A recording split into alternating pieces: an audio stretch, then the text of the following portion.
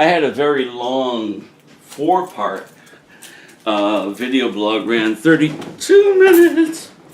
And, I just realized it was full of poop and too much junk.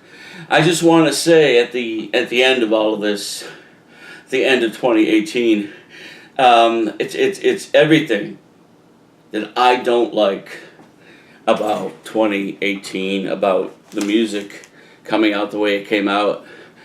It's my fault. It's nobody's fault. It's nobody else's fault but mine. I gave the go-ahead. I did this. I should have, honestly, a year ago, when the idea really began to take hold, I should have called upon my old friend, Mr. Common Sense, and discussed it with him and said, okay, what do you think? And I know he would have said, don't do it. There's too many variables, there's too many things that you don't know that can happen, that can go wrong, that can frustrate you, that can stress you, and you may not get what you want. But see, I didn't do that. And part of me said, how can I not get what I want? I'm going to work with the people I've always, had great results from. The terrific, and they were terrific and are terrific on Crypto Creative. So again, they shine. They're the best part of the record, and that's Tracy Ferry on bass, Casper Jones on guitar, and Peter Copeland on drums. They're amazing, and I'm pretty amazing too. Okay, so it's got nothing to do with the music, nothing to do with the songs. The songs are all, well, so that's another thing. I had nothing to say.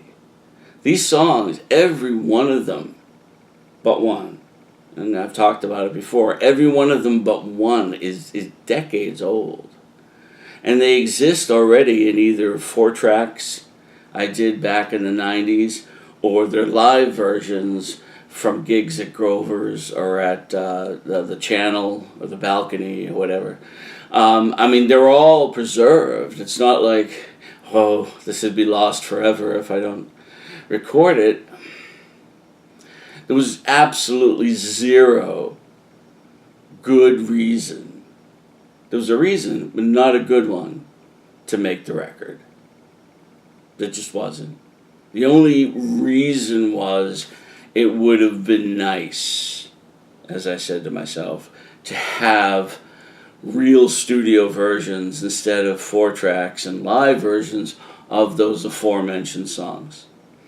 And of course, the one new one I wrote just to write something, honestly, A Distance Into the Sun, turned out to be, in the end, the song I liked the best on the record, because there's nothing wrong with it. There's nothing wrong. It's perfect through the way through. The mixing and the mastering, everything's great. I cannot say that about any other song, except perhaps Beacon of a Heart is close to perfection. But no, Distance Into the Sun is just perfect. There's no moments, as those of you who are musicians or any kind of artist know when you look at or listen to your own work or whatever, you go, shit, why did I do that? I can't stand that part. Yeah, no, there's none of that in Distance Into the Sun. The videos came out great.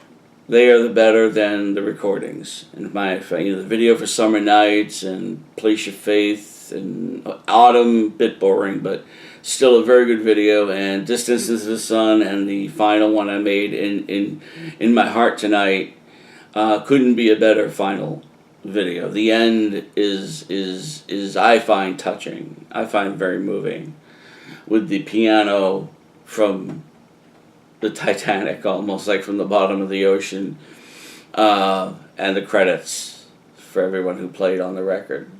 I do find that wow, I do find that moving, don't I? Anyway, but that's it, really. It's anything I don't like about the arts this year is me. My fault. No one else's. There's nobody to blame but me.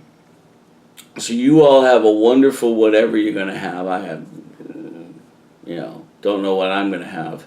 You have a wonderful whatever. Honestly. And that does come from my heart. It's in my heart tonight. Haha. Bye.